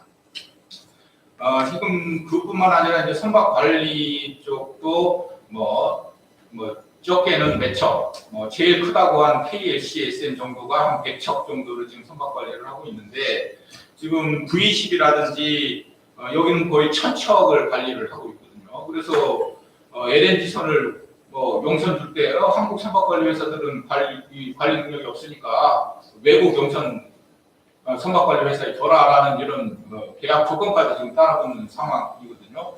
그래서 해운 쪽도 이제 집중화 또는 그동안에 이제 파편화되어 가고 있었던 것들을 거대화하고 경제 규모를 달성하기 위해서는 종합적 정책이 필요하고, 또 이 항만 쪽도 마찬가지입니다. 항만 쪽도 이제 시작은 한 것 같습니다. 부산을 보면 지금 간만 터미널하고 이쪽에 터미널과 이제 어느 정도 운영 회사들을 지금 합병해서 좀 여러 선석을 통합적으로 발휘할 수 있도록 방향은 잡은 것 같습니다. 지금 아직 자성대의 문제가 아직 해결 안 된 걸로 저는 알고 있는데, 근데 부산 신항만도 또 같은 상황인 것 같습니다. 저도 매년 우리 항만 관리 수강생들 데리고 현장 현황을 가면 지금 북측 남측에서 지금 4개, 어떤 때는 6개씩 이렇게 나눠가지고 지금 학생들한테 그 운영 회사 이름을 갖고 다 비슷비슷해요. BNCT고 네가 알 수가 없을 정도로 지금 이렇게 파편화되어 있는데, 이것도 적절한 시점에서 경제 규모를 달성하기 위해서 큰 해야 될 필요성이 있다라는 겁니다. 이건 이제 항만 내 운영선사뿐만 아니라 지금 한국도 이제 일본의 사례를 따라가서 바다를 끼고 있는 모든 지금 항만 도시들이 다 그 동북아 물류 중심이라는 타이틀을 다 그 거리마다 다 지금 캐치프레이즈로 다 걸고 있거든요. 동해시도 그렇게 걸어놓고 있더라고요. 지난번에 한번 가니까 동해가 그런가라는 이제 그런 생각을 한 적이 있는데, 이것도 인근 항만 번역별로 좀 묶어서 좀 통합 운영하거나 하는 방법들을 찾아야 되지 않느냐라는 생각을 저는 해봅니다. 오늘 오전에 이제 광양항 얘기도 좀 있었고 그랬던 걸로 아는데, 지금 더 이상 투포트 시스템 얘기하는 건 시대착오적이긴 하지만, 지금 부산 신항하고 광양하고 계산해 보면 트러킹으로 해도 1시간 남치시면 갑니다. 옛날에 북항에 있을 때는 2시간 반, 3시간이 넘게 걸렸지만, 그럼 유럽으로 기준으로 하면 브레멘항으로 보면 상류 하루밖에 안 되는 정도의 트러킹 거리입니다. 근데 이런 것들을 서로 같은 번역별로 묶어서 상생할 수 있는 방법이 없겠느냐 하는 그런 생각을 해봅니다. 그래서 제가 이제 마지막으로 제안드릴 내용들은 이런 것들이 이렇게 단편적으로 누가 얘기하고 해서 될 부분이 아닌 것 같습니다. 해수부가 살아나고 나서 OK21이라는 걸 그때 대대적으로 만드는 기억이 있습니다. 그때는 이제 주로 이런 산업적인 것뿐만 아니라 국민들에 대한 해양의 중요성을 인식시킨다는 차원에서 해양 문화, 해양 교육, 해양 체험 이런 쪽에 이제 저는 그쪽 부분에서 일을 했었는데 거의 1년 반 이상 아마 그때 작업을 해서 뭐 거의 1000페이지가 넘는 보고서가 나오고 그게 이제 정책으로 하고 있었는데 지금 시점에서 해운 항만 물류 분야의 산업 정책이라고 할 수 있는 종합적이고 체계적이고 장기적인 이런 정책이 지금 부재하다고 저는 생각을 하는데 이런 것을 수립할 수 있는 그것이 이제 지금 들어가지 않으면 때가 늦지 않은가라는 생각을 합니다. 그래서 뭐 제 마지막 제안 사항으로 해운 항만 비전 2030 전략 수립을 위한 산, 관, 학 어떤 TF팀을 구성해서 오피니언 리더들을 통해서 의견을 수렴해서 종합적인 대책을 수립하지 않으면 계속 사고 터지면 땜빵하고 사고 터지면 땜빵하는 이런 임기응변식 정책으로는 한국의 해운 항만 산업이 다 조만간 큰 위기에 도래할 수 있을 것이다라는 생각을 합니다. 한번 국장님께서 해운 물류국장님하고 잘 상의하셔서 우리 같이 한번 수립해보자 그런 제안을 드립니다. 이상입니다. 네. 고맙습니다. 여러 가지 아픈 지적도 많이 해주셨고요. 다만 요 지점에서 한 가지 좀 말씀드릴 것은 저희 정부의 할 일은 물론 정부가 다 당연히 해야 되겠습니다만 이제 여러 가지 지금 주신 여러 가지 문제의식 지적들을 이 통합학회에서 주제별로 좀 심도 있게 논의를 하셔서 제안을 해주시면 뭐 그게 그것 또한 훨씬 의미 있는 일이지 않을까 하는 차원에 말씀을 드리고 마지막으로 우종규 교수님께 마이크를 드리겠습니다. 예, 안녕하십니까, 우종규입니다. 먼저 오늘 이렇게 뜻깊은 자리를 마련해 주신 우리 김성범 국장님 그리고 한종길 회장님께 일단 감사를 드립니다. 오늘 국장님께서 좀 토론을 이런 걸 좀 했으면 좋겠다라는 좀 주제를 주셨는데요. 이런 얘기가 하나도 안 되고 있어서 또 얘기를 꺼내기가 좀 그렇습니다. 하여튼 오늘 앞에 오전에 발표에서 좀 포스트 코로나 이후에 어떤 대응 방안이나 역할 같은 게 좀 많이 좀 제시가 되었지만 조금 더 많이 좀 구체적으로 제시가 되었으면 좋겠다라는 좀 아쉬움도 있고요. 그래서 광고 말씀을 좀 드리고 협력 말씀을 드리면 10월 달에 부산시 부산항만공사 우리 부산청 그 다음에 우리 협회 총협회를 주체로 포스트 코로나 제4차 산업혁명 그리고 부산항의 미래라는 제목으로 세미나를 준비하고 있습니다. 그래서 오늘 못다 했던 그 포스트 코로나 시대 이후에 정말로 우리가 생각해야 되는 것들을 좀 제대로 한번 얘기해보는 시간을 가졌으면 좋겠다라는 생각입니다. 서설을 마치고요. 글로벌 공급사슬 네트워크 체계의 변화에 대해서 좀 세계적인 좀 글로벌 뉴스를 좀 먼저 좀 말씀을 드리면요. 지속적인 양적 완화가 지속되고 있습니다. 전 세계적으로 돈이 계속 풀리고 있고요. 그러면 경쟁력 있는 기업과 경쟁력 없는 기업들이 나뉘는 이 기업의 양적 양극화가 더 심화될 것으로 보입니다. 두 번째는 지금 굉장히 빠르게 진행되고 있는 게 글로벌 화폐 금융기업입니다. 그래서 리브라라든가 아니면 미국이나 유럽이나 중국이나 전부 다 정부 주도의 디지털 화폐가 서로 주도권을 어떻게 누가 더 강화할 것이냐를 가지고 지금 금년 내에 완성한다는 강력한 경쟁이 있고요. 이 디지털 변화를 다시 한번 들어가 보면 SCM 기반의 블록체인이 이제는 정말 금융이랑 전자화폐랑 연결돼서 이제부터 진행이 되겠구나 라는 상황이 도래를 했습니다. 여기에 그럼 블록체인을 어떻게 연결할 것이냐라는 문제에서 해양성부에서도 많은 투자를 하고 계시지만 실질적으로 이걸 글로벌 스탠다드를 어떻게 갖출 것이냐 그리고 우리나라가 주도를 만들면 다른 나라 글로벌 기업이랑 어떻게 연결할 것이냐 부산이 만들면 다른 나라 항만이랑 어떻게 연결할 것이냐라는 굉장히 다양한 문제점들이 존재하고 있었는데 실제로 부산에서 이런 프로젝트를 하다 보니까 아마존이나 구글의 블록체인 시스템에 저희가 고리만 걸면 이제는 벌써 다 그냥 완성되는 시대가 됐습니다. 그러니까 전 세계적인 양적 완화, 글로벌 금융 시스템의 개선, 그다음에 블록체인이 글로벌 리딩 그룹을 중심으로 벌써 완성이 되고 있다는 점. 그 다음에 미국, 유럽이나 그 다음에 WC라는 를 중심으로 항만보안법이나 뭐 이런 항만에 관련된 보안이 계속 강화되고 있지 않습니까? 여기에 컨테이너 보안 장치라는 CSR이라는 장치가 핵심인데요. 이 장치가 블록체인이나 그 다음에 통관이나 그리고 금융 시스템의 핵심 요인이 될 걸로 지금 예측이 되고 있습니다. 이렇게 따져보면 거기다 코로나이기 때문에 앞으로 모든 굉장히 많은 학자들이 요새 논문을 발표한 걸 보면 첫 번째 블록체인은 글로벌 서플라이 체인 네트워크는 IT 시스템이 제대로 갖추어진 스마트화가 되어 있는 지역을 중심으로, 두 번째 인건비가 싼 데가 아니라 안전한 곳을 중심으로, 세 번째 관련된 규제가 없는 곳, 이곳으로 집중될 가능성이 높다라고들 계속해서 발표가 나오고 있습니다. 이렇게 따져보면 그동안 우리나라 항만이 아까 계속 말씀 나왔던 자유무역 지역이나 뭐 이런 제도를 가지고 하려고 했던 것들이 지금 더 그 중요성이 강조되고 있는 시점이라고 생각이 됩니다. 여기 한 가지 더 뉴스를 또 같이 공유를 하자면 뭐 다 아시겠지만 아마존이라는 기업이 지금 미국을 대상으로 원데이 딜리버리 시스템을 갖추고 있는데요. 이거를 내년 말까지는 전 세계를 대상으로, 뭐 여기 전 세계는 G7입니다. 우리나라도 포함돼서 선진국에 대해서 원데이 딜리버리 시스템을 완성하겠다라고 지금 발표를 하고 있습니다.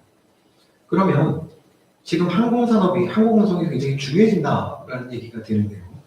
실질적으로 코로나 때문에 항공운송 수요는 증가하고 있지만 공급 능력이 계속해서 떨어지고 있는 상황입니다. 그러면 이들 기업들은 어떻게 할 것이냐?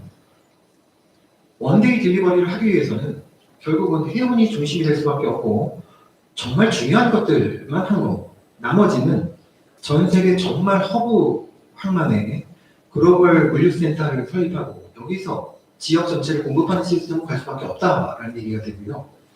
이러려면 앞에서 말씀드린 것처럼 스마트화가 되고 안전하고 인건비가 싼 게 이제는 중요한 게 아닌 것 같습니다. 그리고 규제가 없는 거. 우리나라 자유무역 지역이 지금 이런 것을 목적으로 했는데 지금 4차 산업혁명 시대나 포스트 코로나 시대에 정말 수정해야 될 게 많다라고 생각이 들고요. 그 내부 운영 시스템도 원래 목적과는 상당히 다르게 되고 있어서 이게 어디를 지정하느냐가 문제가 아니라 지정된 것을 어떻게 개선하느냐, 미래에 맞게. 두 번째는 여기를 앞으로 개발할 때는 지금 같은 그 선정 방식이나 운영 방식으로 그대로 갈 것이냐 라는 문제들이 저는 상당히 심각한 문제라고 생각을 합니다. 해운 문제 쪽에서는 선박대여라도 또 국장님께서 주신 이슈 중에 하나였는데요. 저는 선박대여가 지속적으로 강화될 거라고 생각을 합니다. 왜냐하면 항공운송에서의 수요 전이가 이 포스트 코로나 시대 때 계속될 것이고 그 다음에 선사들은 지금 국장님께서 다 파악하고 계시고 말씀도 하셨지만 이제부터는 허브 앤 스포크 시스템이 아니라 메가 허브 스포크 시스템으로 바뀔 가능성이 굉장히 높아지고 있고 실제로 그렇게 진행이 되고 있습니다. 그러면 이 메가 허브 포트라는 데는 뭐냐? 지금 말씀드린 것처럼 규제가 없고 안전하고 그리고 항공운송과 항만, 해운이 전부 다 접목될 수 있는 곳, 이곳이 바로 미래의 메가허브 포트다라는 결론에 다다르게 될 거라고 생각을 합니다. 특히 미국과 중국이 지금 굉장히 대결을 하고 있고 그건 무역 대결뿐만 아니라 금융, 가상화폐, 그 다음에 서플라이 체인 네트워크까지도 경쟁이 되고 있는데요. 이 상황이 모르겠습니다. 이거를 잘 양쪽에서 두 발을 다 딛고 잘 줄타기 할 수도 있겠지만 그렇지 못할 경우도 있고 그럴 경우에는 도대체 우리는 어떤 선택을 해야 되는가라는 문제가 아까 항만이 행복을 위해서 개발된다고 하셨지만요. 국가 저는 생존을 위해서 개발되고 운영된다고 생각합니다. 그러면 지금 우리 항만은 지금이 기회냐 아니냐라는 문제가 지금 굉장히 좀 심각하게 토론이 되어야 될 문제인 것 같습니다. 너무 길게 하는 것 같아서 한 가지만 더 하도록 하겠습니다. 지금 일자리가 없어서 난립니다. 포스트 코로나 때문에 더 일자리 없고요. 그리고 4차 산업혁명 때문에 더 일자리가 없습니다. 대학에 계시는 교수님들 전부 다 취업률이 어떻게 될지 모르겠지만 부산이 그래도 취업률이 상당히 높은 편이었는데 올해 굉장히 어렵습니다. 저는 좀 우리 국장님 오셨으니까요. 이거 꼭 좀 제안을 드리고 싶은데 우리 한만이 그동안 물동량 증가를 위해서 투자를 하시면서 조금 버려뒀던 부분이 있습니다. 예를 들어서 한만운송사업법에 하역업이나 창고, 그다음에 운송업 여기는 다 잘 살고 나머지는 다 못 살지 않습니까? 한만에서 수익률도 나고 좀 이게 버려진 우리가 외국인으로 전부 다 채워질 수도 있다라고 생각하는 부분들에 대해서 좀 일자리를 다시 한번 만들어내고 이 산업을 좀 공과 같이 할 수 있는 방안이 좀 만들어졌으면 좋겠다는 생각입니다. 예를 들어서 항만부가 부대 사업이죠. 항만에서 관련된 서비스 사업. 그 다음에 우리가 좀 더 손놓고 있는 항해사 5급, 6급, 7급. 이것도 지금 연간 1000명 이상씩 모자르다고 보고가 나오고 있는데도 대책이 없습니다. 그 다음에 IT 교육 같은 것도 이제 학교 교육으로 부족하다고 생각이 들어서 좀 우리 해양수산부가 항만 중심으로 일자리 창출을 좀 우리 항만에서부터 좀 시작했으면 좋겠다라는 생각을 좀 말씀을 드립니다. 이상입니다. 너무 길게 해주셔서. 아닙니다. 예, 좀 말씀 감사합니다. 12, 3분 정도 시간이 남으시는데 제가 마지막으로는 제가 자전거에서 좀 마무리를 좀 해야 되기 때문에 나머지 한 5, 6분 정도는 한 2분 정도 말씀을 좀 크게 들을 수 있을 것 같습니다. 오늘 주신 말씀을 이제 크게 좀 내용적으로 분류를 해보면 이제 제가 모두 말씀드린 해양항만수류 산업의 과제, 또 정책에 대한 제언 이런 부분도 이제 여러 말씀 주셨고, 또 하나는 이제 오늘이 아무래도 첫 이제 회의다 보니까 각 학회의 입장에서 또 우리 연합회 학술단체에 어떻게 또 앞으로 참여하고 또 기여할 수 있는지 또 그런 맥락에서 우리 연합회의 이제 향후 방향에 대한 그런 고민도 같이 좀 들어가서 말씀을 좀 해주신 것 같습니다. 특히 뒷부분에 대해서는 지금 다음 총회에 그런 말씀들을 좀 앞으로 학회 운영 같은 건지에 대한 그건 나중에 우리 협의 회장님 주관으로 좀 말씀을 더 나누시는 걸로 하고, 이제 좀 컨텐츠에 관련돼서 혹시 이제 우리 발표하신 분들이 커버하지 못한 부분들이 좀 있어서 좀 좋은 말씀 주실 분 계시면 손 들어주시면 제가 우리 백종식 교수님 한 3, 4분 내로 부탁드리겠습니다. 네, 좋은 말씀 많이 들었는데요. 앞으로 이 항만에서 화두는 스마트 항만으로 생각하고 있습니다. 그래서 스마트 항만 수익과 관련해서 한 2가지만 말씀을 드리도록 하겠습니다. 먼저 항만 개발 운영할 때 지금까지는 이제 하드웨어에 이제 중심을 두고 항만 개발이나 운영을 해왔다고 생각합니다. 그래서 이런 스마트 항만 시대에서는 이런 소프트웨어가 굉장히 더 중시돼야 된다. 저는 이렇게 생각합니다. 그래서 이런 소프트웨어, 그러니까 5G를 비롯한 이런 기술을 바탕으로 이런 소프트웨어에 대한 더 강화를 해서 실시간으로 정보를 교환한다든지 이렇게 함으로써 이제 생산성 효율성을 높이도록 해야 된다. 엊그제 발표된 한국판 뉴딜에서도 데이터 댐이라는 이런 개념을 도입을 했는데요. 마찬가지입니다. 이런 스마트 항만 앞으로 개발하고 운영을 할 때 이런 포트 커뮤니티 시스템 이런 것들을 기반으로 해서 항만 이해 관련자들이 모두 이런 정보를 같이 공유하고 활용하는 이런 시스템을 기반을 두고 개발하고 운영해야 된다. 이걸 말씀을 드리고요. 두 번째로는 지난주에 광양 국제 포럼에서 제기된 이슈인데요. 자동화 항만이라든지 이런 스마트 항만 추진할 때 그 자동화 시설 장비 이런 것들에 따라서 이런 허용 하중이 다 다른 것으로 알고 있습니다.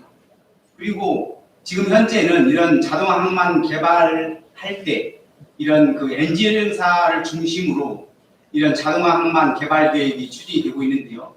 이런 그 스마트 항만 개발의 경우에는 이런 엔지니어링 회사뿐만 아니라 이런 다양한 기술업체들이 함께 참여해서 이런 개발 계획 또는 운영 방안을 수립해야만 진정한 이런 스마트 항만 개발과 운영이 될 것으로 생각이 됩니다. 그래서 뭐 지금 되지 않겠지만 앞으로 이런 스마트 항만 개발과 관련된 이런 매뉴얼을 하나 작성을 해서 이런 추진을 해야 이런 시행착오를 좀 더 줄일 수 있지 않을까 이렇게 생각을 하고요.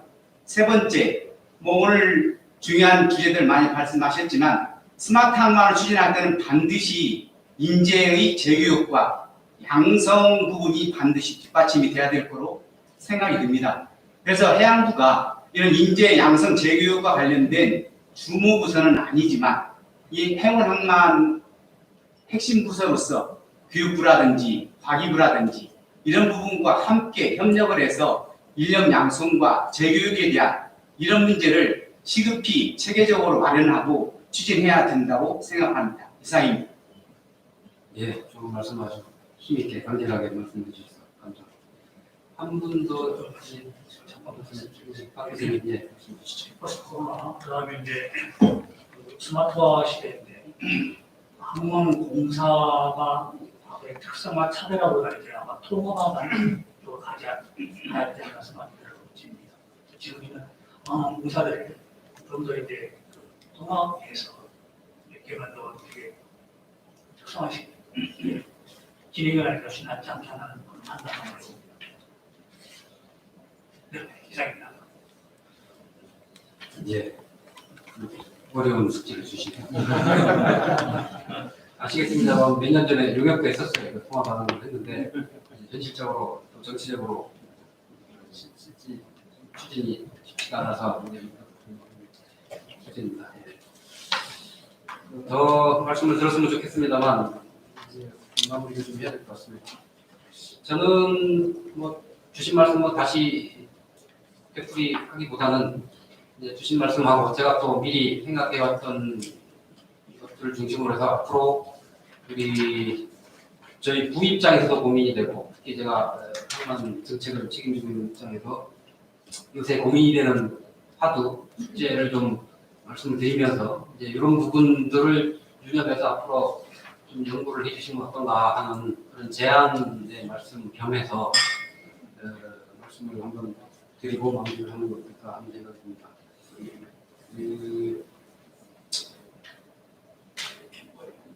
먼저 선박 대형화 관련해서 정태훈 교수님 이제 저랑 비슷한 고민을 또 정확히 말씀을 해주셔서 반갑고요. 사실은 저희 내부적으로는 제가 한 두 달 전에 선박 대형화 추세하고 그걸 항만에서 어떻게 대응해야 될까 이런 내부 페이퍼를 작성을 해서 장관님께 보고도 드리고 했더니 장관님이 야 이거는 해운국에서 해야 될 일인데 항공국에서 갖고 왔냐고 하시더라고요. 그 중에서 제가 한 가지만 말씀을 드리면 항만에서도 그런 언제까지 선박은 계속 커질 때 항만은 거기에 따라서 무조건 이 엄청난 돈을 계속 투자를 해야 되느냐 하는 문제의식이 있고 그동안에는 서로 경쟁을 하느라고 이제 그런 거에 대한 논의를 한 여건이 아닙니다. 특히 중국과 상황을 놓고 보면 저희들 작년 10월인가 11월인가 그 한중일 항만국장 회의가 있어요. 1년에 한 번씩 돌아가면서 작년에 이제 중국이 창원에서 했는데 중국 항만국장이 와서 저희하고 똑같은 고민을 하고 있죠. 거기도 이제 많이 투자가 돼서 이제는 이걸 어떻게 해야 되냐 뭐 그래서 뭐 사고타지를 하지 않는 어쩌니 뭐 이런 얘기까지 지금 나오는 상황이라서 이제는 좀 얘기할 수 있는 여건이 됐다. 저는 개인적으로 그렇게 판단을 하는데 이 선박 대형화의 이제 부작용과 이거를 어떻게 그러면 슬로우다운 시킬 거냐라고 하는 부분에 대해서 뭐 일부 연구와 논의가 구체적으로 없는 건 아니더라고요. 심지어 OECD가 2015년에 페이퍼도 발간을 했어요.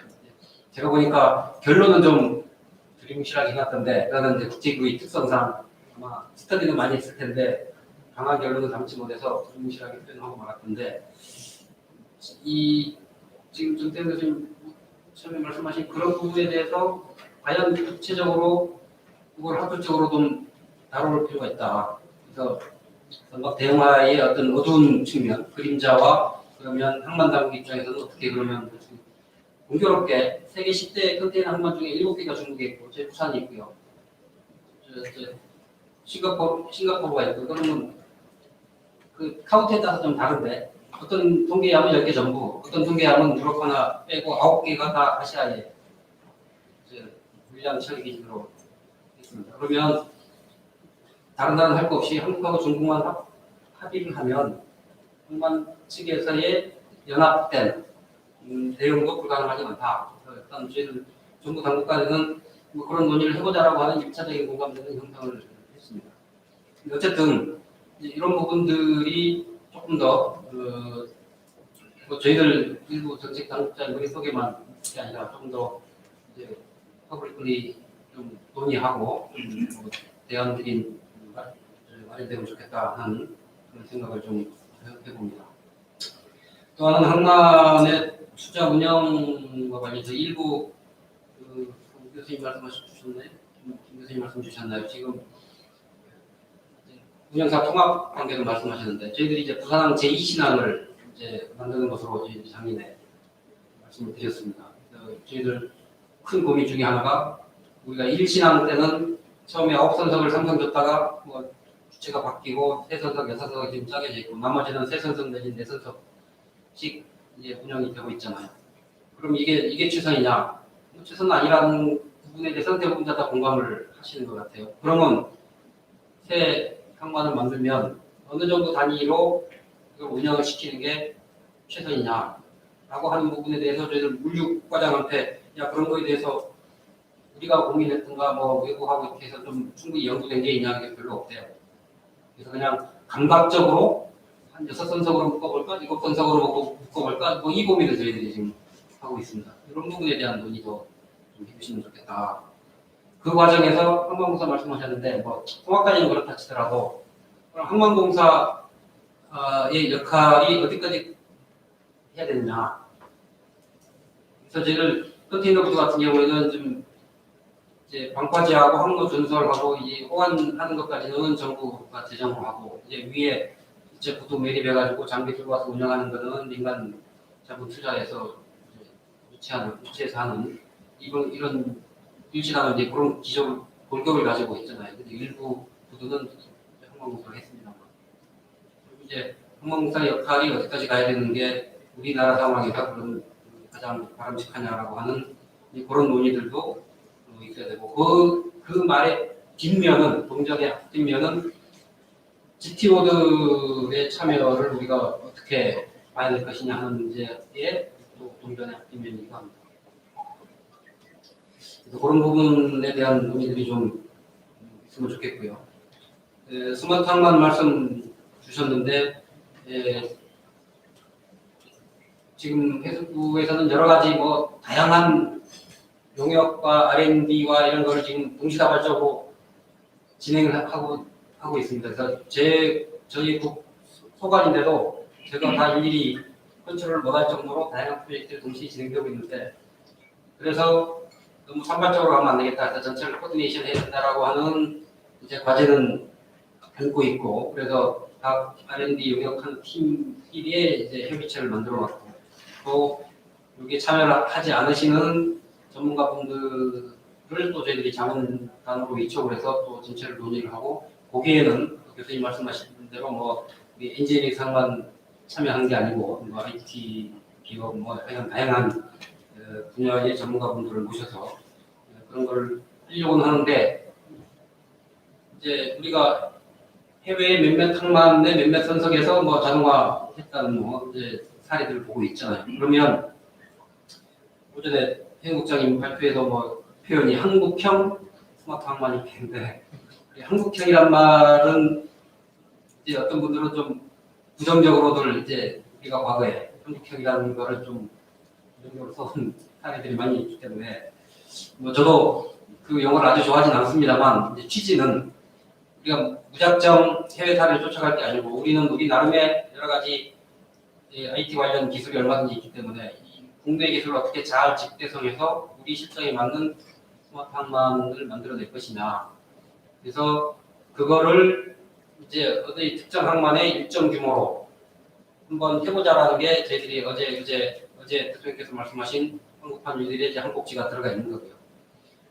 그런 경험을 바탕으로 해서 제2신항이 본격적으로 이제 구축되고 운영되는 무렵에는 그걸 발판으로 해서 좀 더 업그레이드된 버전의 한국형 스마트 항만을 구축을 해보자라고 하는 방향성은 그렇게 갖고 있습니다. 근데 안에 각 요소별로 보면 이제 기술적으로나 또 이런 항만을 구축을 했을 때 수반될 수 있는 경영적인 측면, 경제학적 측면, 또 물류의 흐름에 관한 부분들 관련해서 연구하고 논의해야 될 사항들이 아주 다양하게 많다고 보여집니다. 그런 부분들에 대해서도 좀 더 이슈들을 구체화해서 관심을 가져주시면 어떤가 하는 생각이 들고요. 제2신항 네타를 하다 보니까 이제 BC 분석을 하잖아요. C 부분은 뭐 비교적 명확해요. 그런데 B를 어떻게 산정할 것이냐 하는 부분들이 우리 기재부의 네타 지침에 12가지 항목에 대해서 하도록 되어 있는데 그럼 구체적으로 어떻게 이거를 평가할 것이냐 하는 것은 이제 KDI 연구자 마음대로요.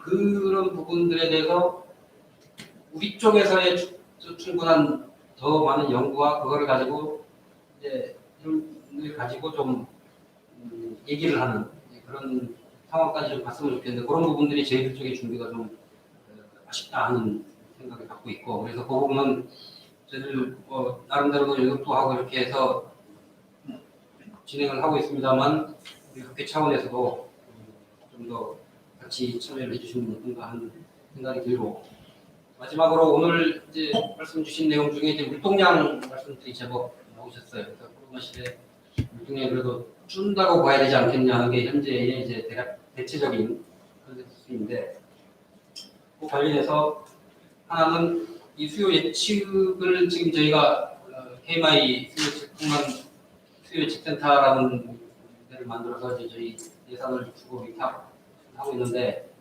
거기에 대한 별로 신뢰성들이 높지가 않은 것 같습니다. 그래서 지금 제가 와서 강력한 그 개혁을 지금 요구를 한편으로 하면서 한편으로는 요새 세상이 이 4차 산업혁명 시절인데 지금 지난번에 어떻게 수요 예측을 하고 있냐 봤더니 빅데이터하고 뭐 SPX 이런 거 가지고 하고 있더라고요. 그래서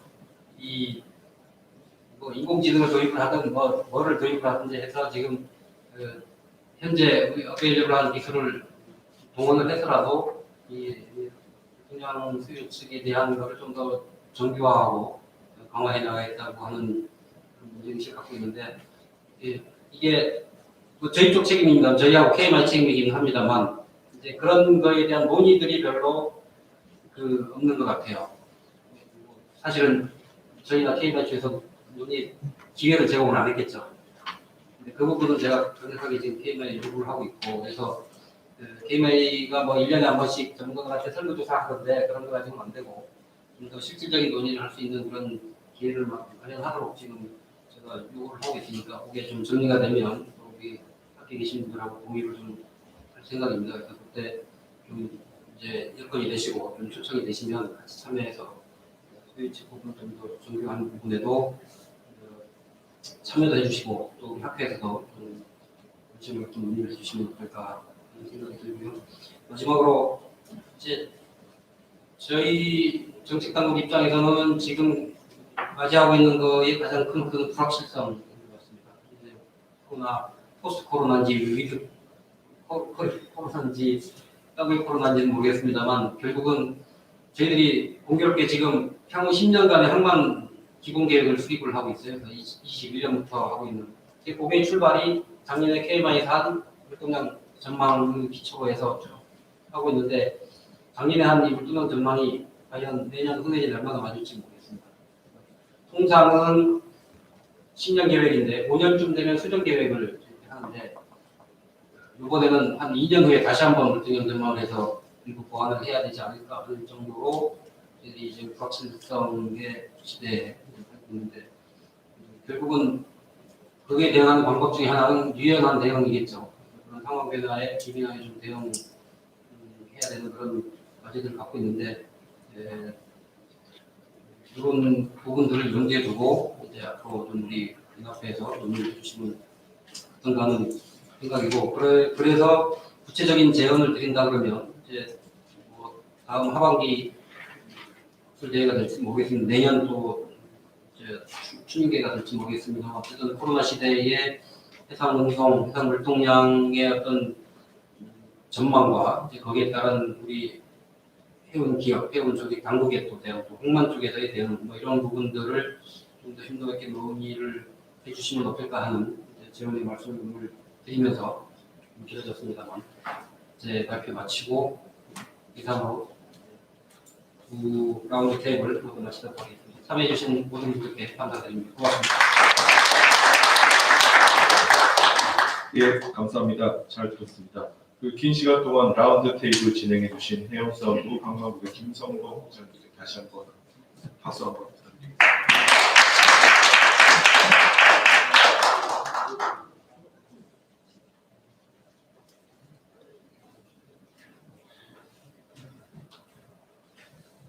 마지막 남아있는 부분이 총회와 시상식인데요.